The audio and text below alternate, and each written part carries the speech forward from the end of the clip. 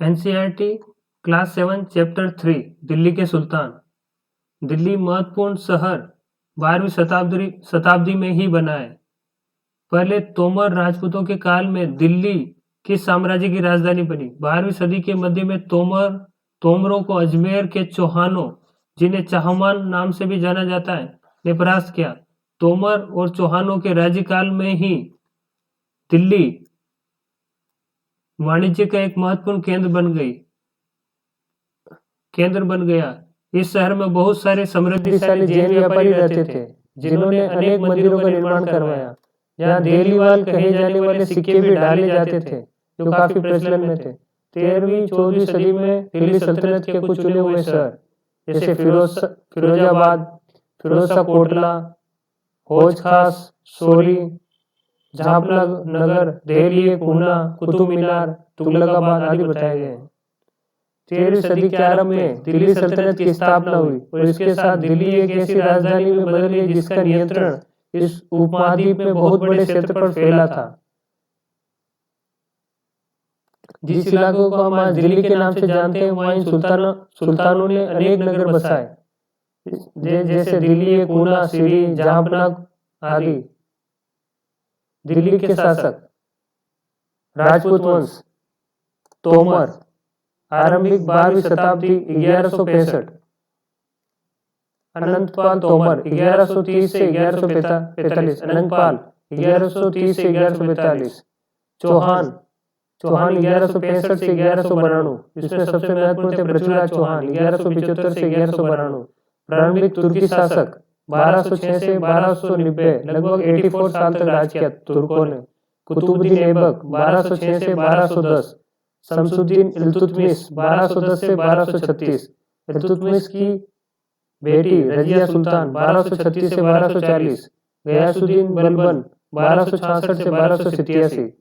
यह है दिल्ली में इल्तुतमिश का मकबरा। खलजी वंश ने 1290 से 1320 30 साल तक राज किया, जिसमें थे जलालुद्दीन खलजी 1290 से 1296 तक, अलाउद्दीन खिलजी 1296 से 1316 तक, तुगलक वंश 1320 से 1414, सबसे ज्यादा राज किया तुगलक वंश ने, लगभग 94 ईयर। गयासुद्दीन तुगलक 1320 से 1324, मोहम्मद तुगलक 1324 से 1351, फिरोजशाह तुगलक, सबसे ज्यादा राज किया फिरोजशाह तुगलक ने तुगलकों में, 1351 से 1338, लगभग 37 साल तक राज किया। अलाई दरवाजे दिल्ली। सैयद वंश, इसके बाद में सैयद वंश ने 1414 से 1451, इसमें महत्वपूर्ण थे ख्रिज खान 14 से 1421। लोधी वंश ने 1451 से 1526 तक राज किया, उसमें सबसे महत्वपूर्ण थे बहलोल लोधी 1451 से 1499 तक। दिल्ली के सुल्तानों के बारे में जानकारी कैसे मिलती है? जैसे अभिलेखों, सिक्कों, स्थापत्यों के माध्यम से और साथ ही साथ इतिहास के माध्यम से, जो कि उस टाइम फारसी भाषा में लिखा गया था। जैसे ये डायग्राम में पांडुलिपि बनाते हुए दर्शाया गया। पांडुलिपि को तैयार करने के 4 चरण थे। जैसे कागज तैयार करते थे, पहले लेखन कार्य किया जाता था, फिर महत्वपूर्ण शब्दों और अनुच्छेदों को ध्यान आकर्षित करने के लिए सोने को पिघलाकर उस पर चढ़ाया जाता था, जिल्द तैयार की जाती थी। ये पहले कागज ऐसे, फिर यहाँ, और फिर सोने की जिल्द चढ़ाते हैं। 13वीं सदी के इतिहासकार फक्र मुदब्बिर, ये पूछ सकते हैं कि कौन सी सदी के इतिहासकार थे फक्र मुदब्बिर? 13वीं सदी के।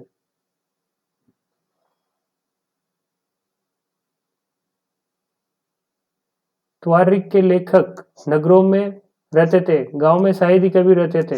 वे अक्सर अपने इतिहास सुल्तानों के लिए उनसे ढेर सारे इकराम पाने की आशा रखते थे। ये लेखक अक्सर शासकों को जन्मसिद्ध अधिकार और लिंग भेद पर आधारित आदर्श समाज व्यवस्था बनाए रखने की सलाह देते थे। उनके विचारों से ये सारे सहमत नहीं होते थे। जन्मसिद्ध का मतलब होता है जन्म के आधार पर विशेषाधिकार का दावा। उदाहरण के लिए लोग मानते थे कि कुलीन व्यक्तियों को कुछ खास परिवारों में जन्म लेने के कारण शासन करने का अधिकार विरासत में मिलता है। लिंग भेद का मतलब होता है स्त्रियों और पुरुषों के बीच सामाजिक तथा शारीरिक रचना संबंधी अंतर। आमतौर पर यह तर्क दिया जाता है कि ऐसे अंतर के कारण पुरुष स्त्रियों की तुलना में ज्यादा श्रेष्ठ होते हैं। 1236 में सुल्तान इल्तुतमिश की बेटी रजिया सिंहासन बेटी।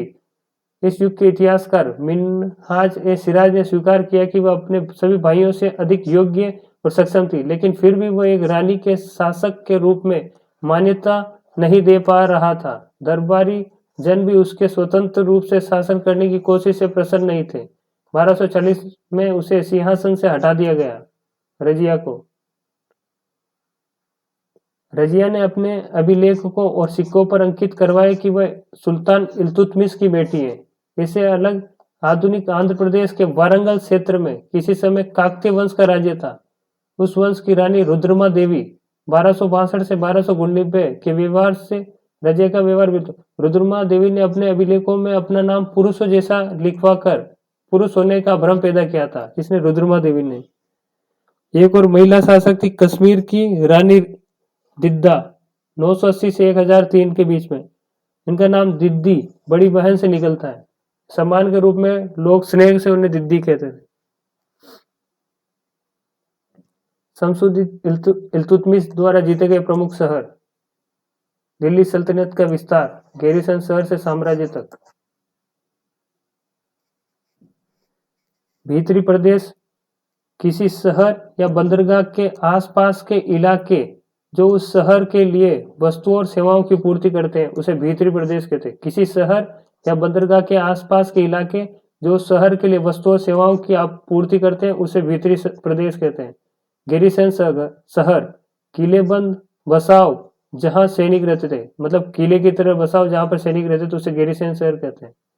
13वीं सदी के आरंभिक वर्षों में दिल्ली के सुल्तानों का शासन गैरिसनों के निवास के लिए बने मजबूत किलेबंद शहरों से परे शायद ही कभी फैला था। शहरों से संबंध लेकिन उनसे दूर भीतरी प्रदेशों पर उनका नियंत्रण न के बराबर था, इसलिए उन्हें आवश्यक सामग्री रसद आदि के लिए व्यापार कर या लूटमार पर ही निर्भर रहना पड़ता था। दिल्ली से सुदूर बंगाल और सिंध के गैरिसन शहरों का नियंत्रण बहुत ही कठिन था। बगावत युद्ध यहाँ तक कि खराब मौसम से भी उनसे संपर्क टूट जाते थे। शासन को अफगानिस्तान से आने वाले हमलावरों उन सूबेदारों से बराबर चुनौती मिलती रहती थी, जो जरा सी कमजोरी का आभास मिलते ही विद्रोह का झंडा खड़ा कर देते थे। इन चुनौतियों के चलते सल्तनत बड़ी मुश्किल से किसी तरह अपने आप को बचाए हुए थी। इसका संस्थापन गयासुद्दीन बलबन के शासनकाल में हुआ। इसका विस्तार अलाउद्दीन खलजी और मोहम्मद तुगलक के राज्यकाल में हुआ। इसकी स्थापना गयासुद्दीन बलबन के शासनकाल में हुआ और इसका विस्तार अलाउद्दीन खलजी और मोहम्मद तुगलक के राज्यकाल में हुआ।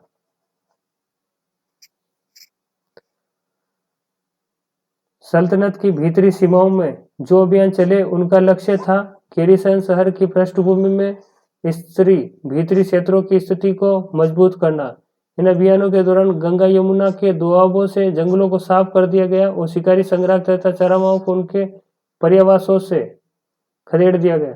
दूसरा विस्तार था सल्तनत की बाहरी सीमाओं पर। अलाउद्दीन खलजी के शासन में दक्षिणी भारत को लक्ष्य करके सैनिक अभियान शुरू किए गए, दिल्ली जो कि मोहम्मद तुगलक के समय में अपनी चरम सीमा पर पहुंचे। दिल्ली सल्तनत की सेनाओं की शुरुआत अपेक्षाकृत कमजोर थी, मगर 150 वर्ष बाद मोहम्मद तुगलक के राज्यकाल के अंत तक इस उपमहाद्वीप का एक विशाल क्षेत्र इसके युद्ध अभियान के अंतर्गत आ चुका था। अलाउद्दीन खलजी का दक्षिण भारत अभियान, जैसे दिल्ली से कड़ा 1296 में देवलगिरी, 1299 में गुजरात, 1301 में रणथंभौर, 1302-1303 में वारंगल, 1303 में चित्तौड़, 1311 में फिर देवगिरी से वारंगल, 1310-11 में देवगिरी से द्वार समुद्र और 1311 में द्वार समुद्र से तंजावुर और मदुरई। ये क्या है? ये अलाउद्दीन खलजी का दक्षिण भारत अभियान है।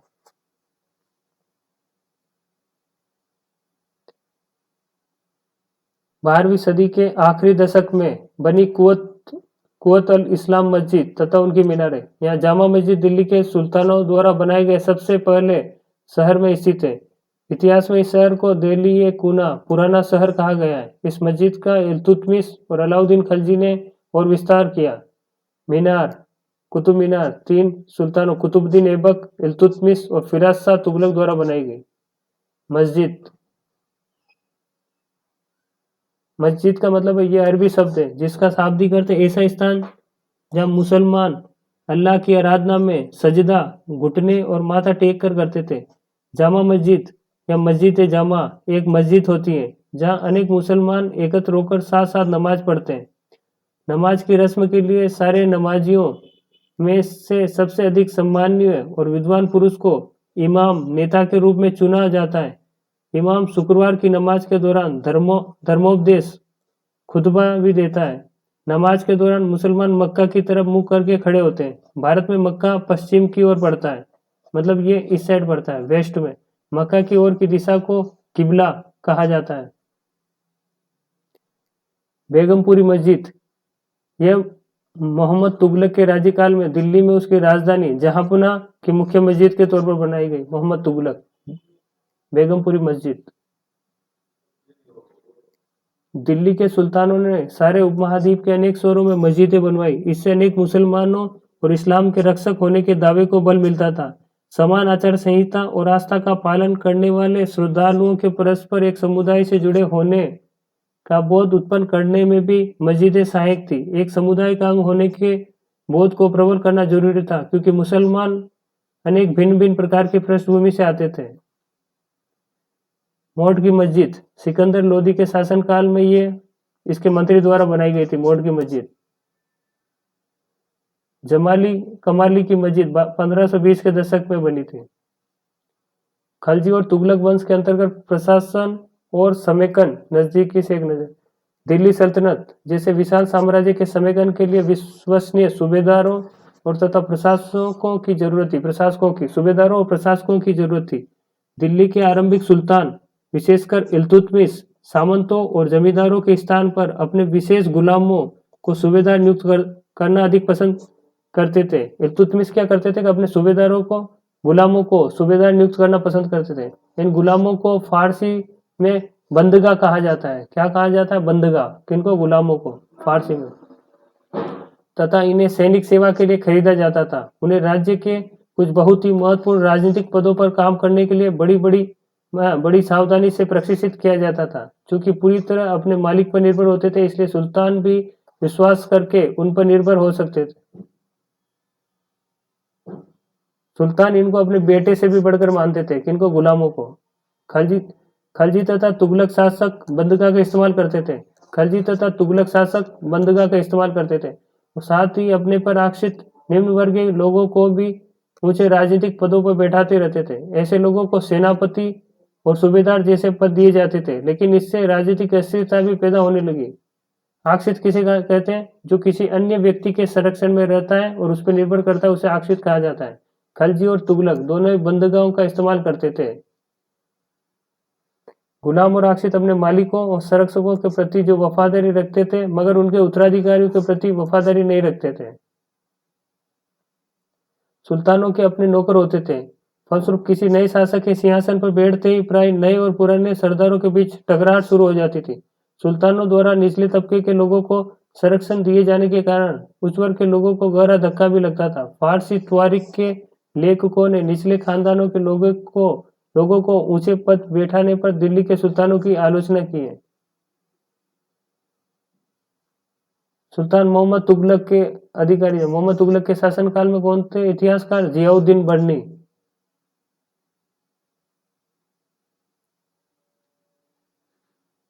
पहले वाले सुल्तानों को ही तरह खलजी और तुगलक शासकों ने भी सेना नायकों को भिन्न भिन्न आकार के इलाकों के सूबेदारों के रूप में नियुक्त किया। ये इलाके इक्ता कहलाते थे। फिर भी इलाके क्या कहलाते थे? इक्ता कहलाते थे। ने संभालने वाले अधिकारी क्या कहलाते थे? इक्तादार कहलाते थे। इक्तादार या मुफ्ती कहलाते थे। मुफ्ती का फर्ज था कि सैनिक अभियानों का नेतृत्व करना और इक्तों में कानून और व्यवस्था बनाए रखना। अपनी सैनिक व्यवस्थाओं के बदले वेतन के रूप में मुफ्ती अपने इलाकों से राजस्व की वसूली किया करते थे। राजस्व के रूप में मिली रकम से ही वे अपने सैनिकों को तनख्वाह भी देते थे। मुफ्ती लोगों पर काबू रखने का सबसे प्रभावी तरीका यह था कि उनका पद वंश परंपरा से न चले और उन्हें कोई भी इक्ता थोड़े थोड़े समय के लिए ही मिले। जिसके बाद उनका स्थानांतरण कर दिया जाता था। सुल्तान अलाउद्दीन खलजी और मोहम्मद तुगलक के शासन काल में नौकरी के इन कठोर नियमों को बड़ी सख्ती से पालन होता था। मुक्ति लोगों द्वारा एकत्रित किए गए राजस्व की रकम का हिसाब लेने के लिए राज्य द्वारा लेखाधिकारी की नियुक्ति की जाती थी। अलाउद्दीन खलजी के शासनकाल में भू राजस्व के निर्धारण और वसूली के कार्य को राज्य अपने नियंत्रण में ले आया। स्थानीय सामंतों से कर लगाने का अधिकार छीन लिया गया, बल्कि समय उन्हें भी कर चुकाने का बाध्य किया गया। किसके काल में? अलाउद्दीन खलजी के कारण। सुल्तान के प्रशासकों ने जमीन की पैमाइश की और इसका हिसाब बड़ी सावधानी से रखा। कुछ पुराने सामंत जमींदार राजस्व के निर्धारण और वसूली अधिकारी के रूप में सल्तनत की नौकरी करने लगे। उस समय 3 तरह के कर होते थे। एक था कृषि कर, जिसे खराज कहा जाता था, जो किसानों की उपज का लगभग 50% होता था। खराज कितना प्रतिशत होता था? खराज। कृषि कर को क्या कहा जाता था? खराज। और दूसरा कर होता था मवेशियों पर कर, और तीसरा कर होता था घरों पर।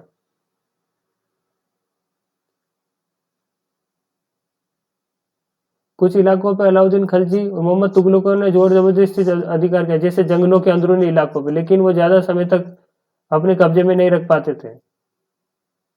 सरदार और उनकी किलाबंदी। अफ्रीकी देश मोरक्को से 14वीं सदी में भारत आए यात्री इब्न बतूता। अब ये पूछ सकते हैं कि कौन सा यात्री अफ्रीका के मोरक्को से 14वीं सदी में भारत आया था? Ibn Battuta. चंगेज खान के नेतृत्व में मंगोलों ने 1219 में उत्तर पूर्वी ईरान में ट्रांसओक्शियाना आधुनिक उज्बेकिस्तान पर हमला किया। 1219 में मंगोलों चंगेज खान के नेतृत्व में मंगोलों ने 1219 में उत्तरी पूर्वी ईरान में ट्रांसओक्शियाना आधुनिक उज्बेकिस्तान पर हमला किया और इसके शीघ्र बाद ही दिल्ली सल्तनत की उनकी धावा झेलना पड़ा। अलाउद्दीन खलजी और मोहम्मद तुगलक के शासनकाल के आरंभ में दिल्ली पर मंगोलों के धावे बढ़ गए। इससे मजबूर होकर दोनों ही सुल्तानों को एक विशाल स्थानीय सेना खड़ी करनी पड़ी। इतनी विशाल सेना की संभालना प्रशासन के लिए भारी चुनौती थी। अब इसके बारे में देखते हैं केस चुनौती। अलाउद्दीन खलजी और मोहम्मद तुगलक। दिल्ली पर 2 बार अलाउद्दीन खलजी के समय क्या ना मंगोलों के 2 बार हमले हुए दिल्ली पर, 1299, 1302, 1303 में। इनका सामना करने के लिए अलाउद्दीन ने एक विशाल स्थायी सेना खड़ी की। अलाउद्दीन खलजी ने अपने सैनिकों के लिए सीरी नामक एक नया गैरीसन शहर बसाया, मतलब सैनिक शहर बसाया सीरी में। सैनिकों का पेट भरने के लिए गंगा यमुना के बीच की भूमि से कर के रूप में खेती की पैदावार इकट्ठी करके हल किया। खाने की समस्या को, किसानों की पैदावार का 50% हिस्सा कर के तौर पर लिया जाता था। सैनिकों को वेतन भी देना होता था, इसलिए अलाउद्दीन सैनिकों को इक्ता के स्थान पर नगद वेतन देना तय किया। सैनिक अपना आवश्यक सामान दिल्ली के व्यापारियों से खरीदते थे और ये देखते थे कि व्यापारी कई सामान महंगा न कर दे, इसलिए अलाउद्दीन ने दिल्ली में चीजों की कीमतों पर नियंत्रण रखा और सावधानी से कीमतों का सर्वेक्षण करते थे, और व्यापारी निश्चित दरों का उल्लंघन करे तो उसे सजा दी जाती थी।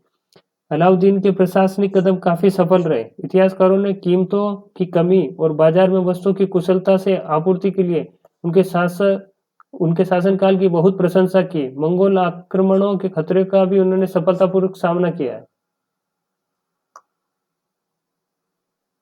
अब मोहम्मद तुगलक के शासन के प्रारंभिक वर्षों में सल्तनत पर हमला हुआ था। मंगोल सेना परास्त हो गई। मोहम्मद तुगलक को अपनी सेना की शक्ति और अपने संसाधनों पर इतना विश्वास था कि उसने ट्रांसओक्शियाना पर आक्रमण की योजना बनाई। एक स्थायी सेना तैयार करना उसका आक्रामक कदम था।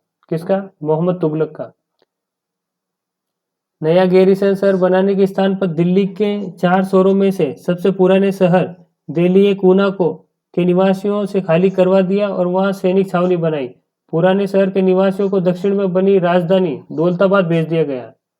सेना को खिलाने के लिए उसी इलाके से खाद्यान्न इकट्ठा किया जाता था, लेकिन सैनिकों की विशाल संख्या की जरूरत पूरी करने के लिए सुल्तान ने अतिरिक्त कर भी लगाए। इसी दौरान उस क्षेत्र में अकाल भी पड़ा। मोहम्मद तुगलक भी अपने सैनिकों को नकद वेतन देता था, लेकिन कीमतों पर नियंत्रण करने की जगह उसने कुछ आज की कागजी मुद्रा की तरह टोकन सांकेतिक मुद्रा चलाई। अब पूछ सकते हैं सांकेतिक मुद्रा या टोकन मुद्रा किसने चलाई? मोहम्मद तुगलक ने। ये सिक्के धातु के बने होते थे, लेकिन सोने चांदी के न होकर सस्ती धातु के होते थे। 14वीं सदी के लोगों को इस मुद्रा पर भरोसा नहीं था, इसलिए वे बड़े चतुर थे और वह सोने चांदी के सिक्के को तो बचा कर रखते थे, लेकिन कर के रूप में टोकन मुद्रा देते थे और इसके साथ में नकली मुद्रा का भी इस्तेमाल करते थे लोग। मोहम्मद तुगलक द्वारा उठाए गए प्रशासनिक कदम बेहद असफल रहे। कश्मीर पर उनका आक्रमण पूरी तरह से विफल रहा।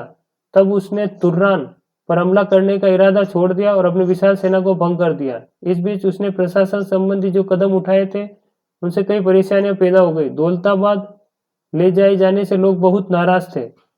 करों में वृद्धि, गंगा यमुना के दुआ में अकाल, विशुद्ध जनता बगावत पर उतर आई और मोहम्मद तुगलक को अंततः टोकन मुद्रा भी वापस लेनी पड़ी। मतलब ये बताते हैं कि अलाउद्दीन खिलजी काफी सफल रहा, लेकिन मोहम्मद तुगलक सफल नहीं रहा। जहाँ अलाउद्दीन खिलजी का बल प्रतिरक्षा पर था, वहां मोहम्मद तुगलक के द्वारा उठाए गए कदम मंगोलों के विरुद्ध सैनिक आक्रमण की योजना का हिस्सा था। 15वीं-16वीं शताब्दी में सल्तनत। तुगलक वंश के बाद 1526 तक दिल्ली तथा आगरा पर सैयद तथा लोधी वंश का राज्य रहा। इन्होंने जौनपुर, बंगाल, मालवा, गुजरात, राजस्थान, पूरे दक्षिण भारत में स्वतंत्र शासक उठ खड़े हुए। उस समय उनकी राजधानियां भी काफी समृद्ध थी।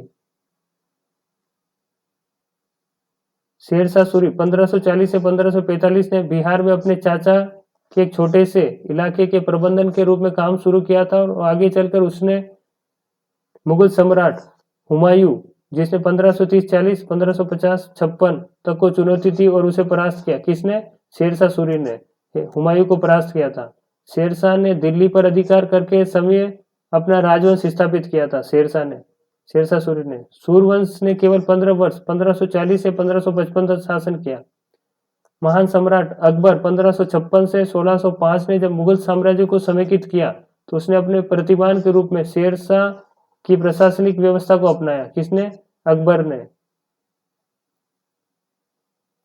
3 श्रेणियां। 3 श्रेणियों का विचार सबसे पहले 11वीं शताब्दी के आरंभ में फ्रांस में सूत्रबद्ध किया गया। इसके अनुसार समाज को 3 वर्गों में विभाजित किया गया था। एक था प्रार्थना करने वाला, दूसरा युद्ध करने वाला और तीसरा था खेती करने वाला। 3 वर्गों में समाज के इस विभाजन को ईसाई धर्म का समर्थन भी प्राप्त था। इस विभाजन से ईसाई धर्म को समाज में अपने प्रबल प्रभाव को और भी दृढ़ करने में सहायता मिली। इसी विभाजन से योद्धाओं का एक नया समूह भी उभरा। इससे योद्धाओं को नाइट कहा जाता था। इसी समय सैनिक अभियानों की एक श्रृंखला चली जिसे क्रूसेड या धर्मयुद्ध कहा जाता था। और इस समय इन योद्धाओं का ओहदा काफी बढ़ गया था। एनसीईआरटी क्लास 7 चैप्टर 3 समाप्त।